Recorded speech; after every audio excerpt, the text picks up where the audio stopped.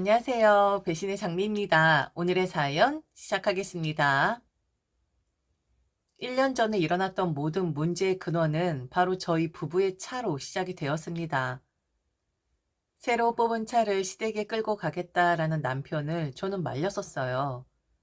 아무도 좋아하지 않을 것이고 시부모님의 화를 불러올 수 있는 요인이 될 수도 있다. 그런데 남편은 고집을 부리면서 꼭 차를 가져가겠다고 하는 겁니다. 여보, 아무도 좋아하지 않아. 괜히 새 차 끌고 갔다가 날벼락 맞을 수도 있어. 아직 구형차 안 팔렸으니까 저걸 끌고 가자. 그냥 일 만들지 말라고.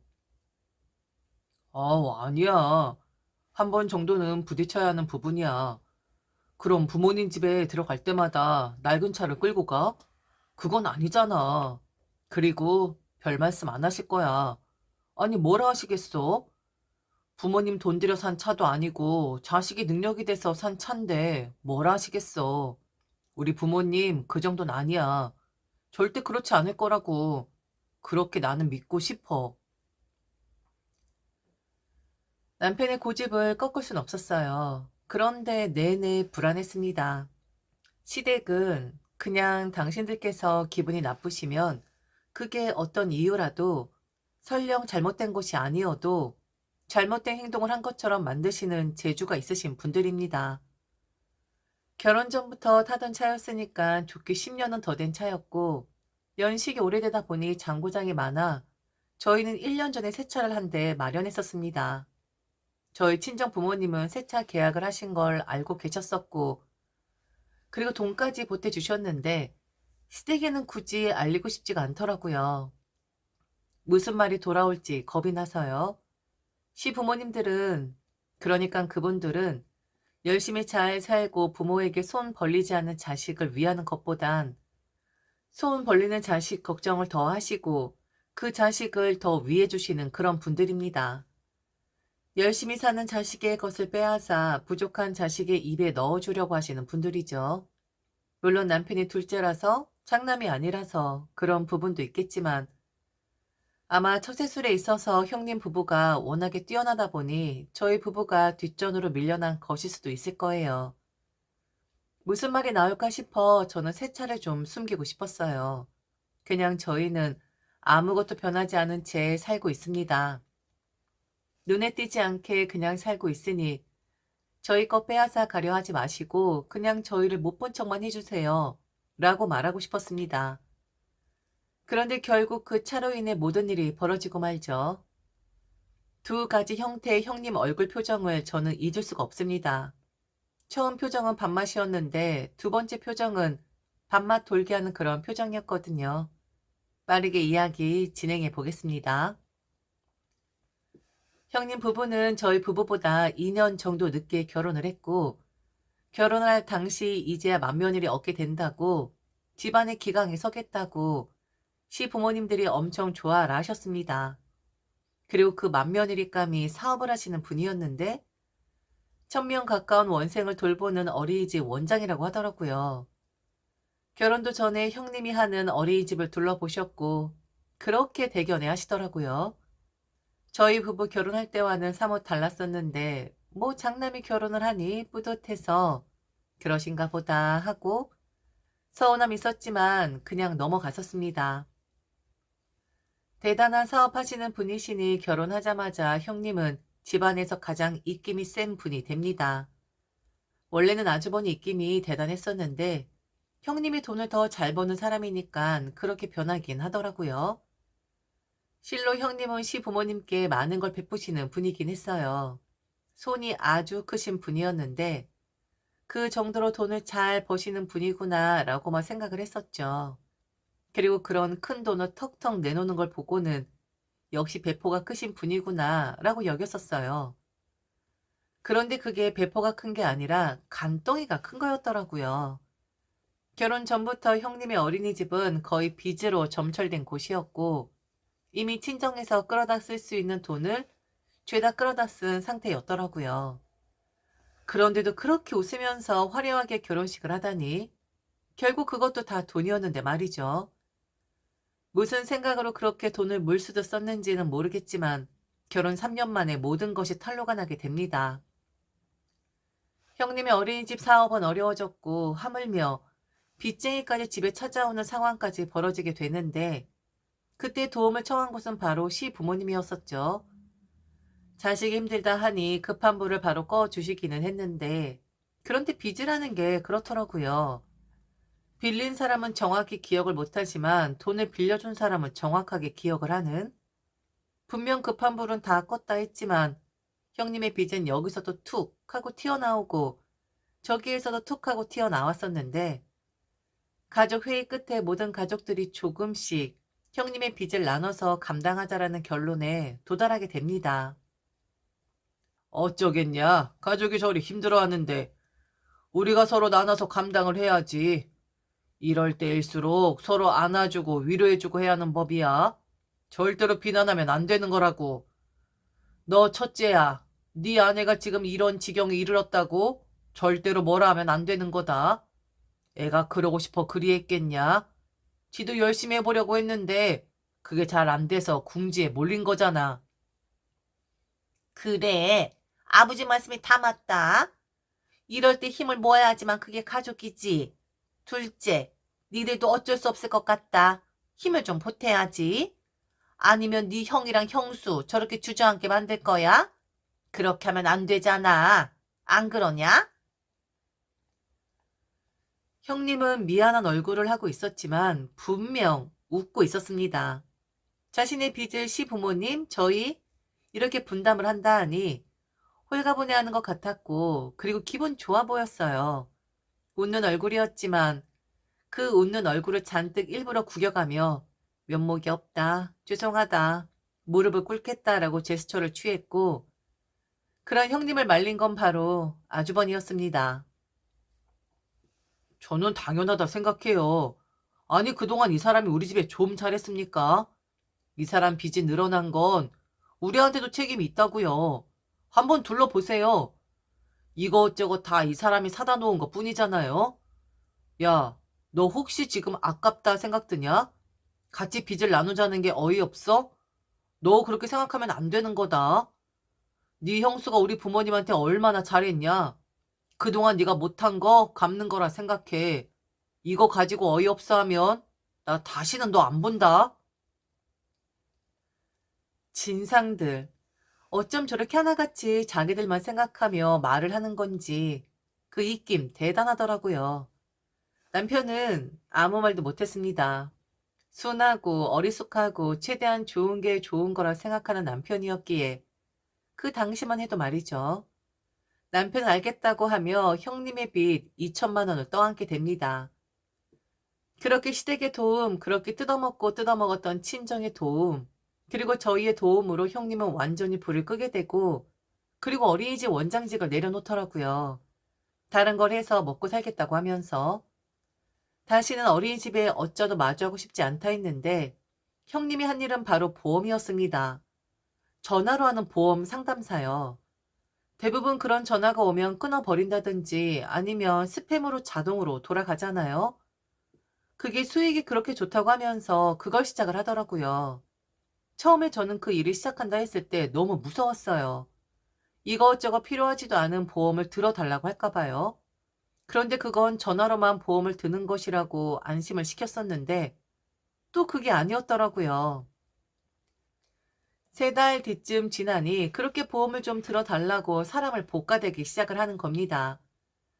형님이 그 일을 하면서 시부모님에게 든 보험은 각각 3개, 그리고 아주버니에게는 2개, 친정 식구들한테는 몇 개를 들었는지 모르겠지만 아마 그쪽도 상당할 겁니다. 그러면서 한 달에 500을 벌었다, 이번 달엔 600을 벌었다. 왜 그동안 고생을 하면서 어린이집 운영을 했는지 모르겠다 한 사람이었는데 그렇게 보험 상담사가 돈을 잘 벌 줄은 몰랐었지만 그래도 곧 우리 돈을 갚겠구나 라고 은근 기분이 좋긴 하더라고요. 그런데 그 역시 덫이 있었으니 다른 사람의 보험금을 자기가 내는? 저런 일을 한 번도 해본 적이 없으니 도대체 무슨 시스템인 줄은 모르겠으나 1년 정도 보험 일을 했는데 또 빚이 생겼다라는 겁니다. 카드로 현금 서비스를 받았는데 그걸 갚지 못하고 있다고 또 다시 시부모님에게 도움을 청한 거였죠. 왜 그렇게 빚을 많이 지는 건지 저는 잘은 모르겠어요. 그런데 없는 빚을 있다라고 거짓말을 할 필요는 없을 테니 또다시 시작이 되었구나 싶었죠. 그럼 아주버니는 돈을 안 버느냐? 그때도 한번 빚잔치해서 털어준 적이 있었는데 이번에도 아주버니 선에서 해결을 못해서 다시 한번 가족의 찬스를 써야 하느냐? 1년 놀았답니다. 그 누구도 몰랐습니다. 회사를 다니고 있다고 했었거든요. 형님은 그땐 아주버니의 탓을 하면서 자기가 어쩔 수 없이 빚을 진 거라고 하더군요. 아주버니가 노니까 자기가 생활비를 버느라 좀 무리를 했다고. 그러니 이번엔 자기가 잘못 운영을 해서 빚을 진 게 아니라 전적으로 아주버니 탓이라고. 일도 안 하고 그냥 집에서 놀고 먹는 아주버니 탓이라고. 이게 꼬이고 또 꼬여서 아주 복잡한 일이었는데 이런저런 이야기 다 하다 보면 아마 밤을 샐 거예요. 암튼 아주버니는 일을 관둔 상태였고 형님이 보험 일을 하면서 먹고 살았는데 외벌이다 보니 또다시 빚을 지게 되었고 일의 특성상 빚을 질 수밖에 없는 그런 상황이었다고 말을 하는 겁니다. 아직 우리는 2천도 못 돌려받은 상황이었는데 그럼 자랑이나 하지 말지. 자기가 말재주가 좋아서 전화하는 사람들마다 다 보험을 들게 하고 있다라는 둥 떠들어댄 사람이면서 또 다시 빚을 져서 힘들어졌으니 그걸 해결해달라고? 그땐 시부모님도 좀 어이없어 하는 것 같았습니다. 그런데 장남이잖아요. 어려울 때 함께 해결해야 하는 것이 바로 가족이잖아요. 또 다시 그 가족의 정의를 이야기하면서 구구절절 설명을 하시는데 요약을 하자면 해결을 해주자라는 거였습니다. 그런데 그땐 남편이 딱 잘라 거절을 하더라고요. 이제는 안 된다고? 형님 부부가 무책임한 거다. 자꾸 이렇게 도와주다 보면 힘들어질 때마다 가족들이 당연히 도와주겠거니 하고 생각을 할 것이다. 그러니 우리는 빠지겠다라고 말을 하는 겁니다. 그리고는 시댁을 빠져나왔고요. 그리고 나서 제가 앞서 이야기한 차가 문제가 된 겁니다. 저희는 저희 주제에 맞게 사는 사람들이고 그렇다고 해서 허세 가득한 차를 산 것도 아니에요. 그런 일이 있었으니 절대로 새 차 끌고 가지 말자 했는데 남편이 고집으로 차를 끌고 시댁에 들어갔는데 처음엔 좋다, 좋은 차다 라고만 말씀을 하셨는데 저희가 집에 돌아오고 나서 그때부터 시부모님의 괴롭힘이 시작이 되었죠. 돈을 내놓으라는 거였습니다. 니들 차 뽑을 돈이 있으면 형을 도와야지. 어떻게 그걸 타고 올 수가 있냐고. 차라리 타고 오지 말지. 사람 지금 놀리는 것이냐고. 니들이 거절했을 때 네 형수랑 형 얼굴 못 봤냐고. 무안해하고 얼마나 당황했었냐고. 오늘 니들이 그 차 타고 들어오는데 네 형수랑 네 형 얼굴로 아예 파르시더라고. 어떻게 가족이 되어서 이렇게 경거망동하게 행동할 수 있는 거냐고. 1시간 통화하고 끊고 다시 5분 뒤에 다시 전화해서 1시간을 통화하고 사람을 그렇게 괴롭히더라고요. 차로 시작된 이야기는 점점 더 진화를 했고 나중엔 니들만 잘 사면 다냐라는 말을 하시더라고요. 니들만 잘 산다고 우리가 좋아할 줄 아냐고. 다 같이 잘 살아야 부모들은 좋아하는 것이라고. 그러면서 이번엔 형님의 빚을 전부 저희 보고 떠안으라 하더라고요. 제가 친정에서 증여받은 그 집을 거론하면서요. 그 둘째가 친정서 받은 집 있잖니. 그거 재개발 되려면 멀었어. 그리고 재개발이 된다 해도 분담금이니 뭐니 해서 골치 아프다.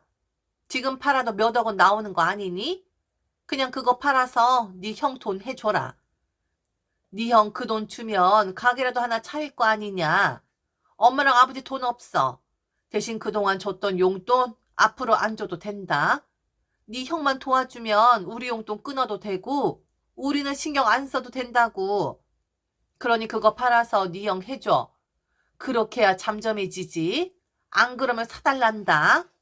니들이 책임을 좀 지라고. 남편은 말도 안 되는 소리 하지 말라며 전화를 끊어버렸습니다. 다시는 전화하지 말라고 안 받겠다고 그리 말을 했는데 다음날 형님이 저희 집을 찾아오게 되죠. 웃음기 싹 빠진 형님의 얼굴. 저는 아직도 그 얼굴을 잊을 수가 없어요. 빚을 갚아주겠다, 나눠서 분담하겠다 했을 땐 웃던 형님이 그날은 확실히 얼굴이 파리해져 있더라고요. 어머니가 용돈 끊어도 된다 하셨어. 우리 그 가게 하나 차리면 먹고 살만해질 테니까 어머니랑 아버님은 우리가 책임을 질게. 동서한테 미안하고 또 미안해. 그런데 지금 믿고 의지할 사람은 동선이밖에 없어. 동서, 나도 정말 이러고 싶지 않아. 그런데 약속할게. 어머님, 아버님은 우리가 책임을 질게. 동서한테 절대로 피해 안 가게 우리가 다 할게. 그러니 한 번만 좀 도와줘. 어? 동서, 내가 그렇게 잘못한 건 아니잖아. 돈이 없는 건 잘못된 건 아니잖아? 형님, 아직 저희 2천도 못 갚으셨어요. 한 번이면 됐지 두 번은 안 돼요. 그리고 용돈이요? 친정에서 준 집 팔아 형님 도와드리면 시댁 신경 안 써도 된다고요? 지금 저 배려해 주시는 거예요? 아니요. 집 팔지도 않을 거고 용돈도 안 드릴 거예요. 시댁은 이제 신경 안 쓸 거라고요. 죄송하다라는 말은 안 할게요. 그런데 너무 괴롭히시니까 5분 걸러 전화해서 똑같은 말 또 하고 반복하니까 저희도 이제는 힘이 드네요. 용돈도 끊고 인연도 끊을게요. 그게 맞을 것 같아요. 그리고 형님, 사람이 한 번 그러면 두 번 그러고 세 번 그러는 거예요. 염치 없는 건 알겠는데 지금 여기 찾아온 그 자체가 형님 행동은 잘못된 거라고요. 돈 없는 게 잘못된 게 아니라 가세요. 그리고 다시는 우리 보지 말자고요. 책임은 제가 질게요. 절연하는 걸로. 시부모님 그리고 형님 부부와 저희는 인연을 끊어버렸습니다. 연락을 아예 받질 않으니 더 이상 연락이 오지 않더라고요. 아마 욕을 하시고 있겠죠. 배은망덕한 것들이라고. 그런데요. 돈 저희한테 맡겨놓은 거 아니잖아요. 저희만 잘 사는 모습 보면 시부모님 행복하지 않을 거라고요. 그럼 저희도 못 살아야 행복하게 사시는 것일까요? 저는 정말 모르겠습니다. 꼭 인연을 끊어야만 이게 해결이 되는 문제였던 건지 한 번 해 주었으면 정신 똑바로 차리고 살았어야지. 그런데 여러 사람들 속이고서 잘 지내는 듯 하다가 어려우니 다시 도움을 청한다? 당연히 해줘야 하는 것이라고 여긴다? 그런 법이 어디 있습니까? 더군다나 당신 자식의 재산도 아니고 며느리 재산을 가지고 그게 해결점이라고 말하는 시부모라면 그 누가 절연을 안 하겠어요. 시댁 사람들을 다시는 보지 않을 그곳에서 욕 잔뜩 먹고 있을 며느리로서 한마디 하자면 그렇게 사는 거 아니에요. 다른 자식 거 빼앗아다 또 다른 자식 입에 넣어주는 거 아니라고요. 그리고 지금 이 상황은 다 자업자득입니다. 마음은 좋지 않겠지만 앞으로 볼 일은 없을 겁니다. 연세 드신 분들의 사고방식은 절대로 변하지 않거든요. 그걸 저희는 잘 알고 있거든요. 지금까지 들어줘서 진심으로 감사합니다. 이상 대신의 장미였습니다.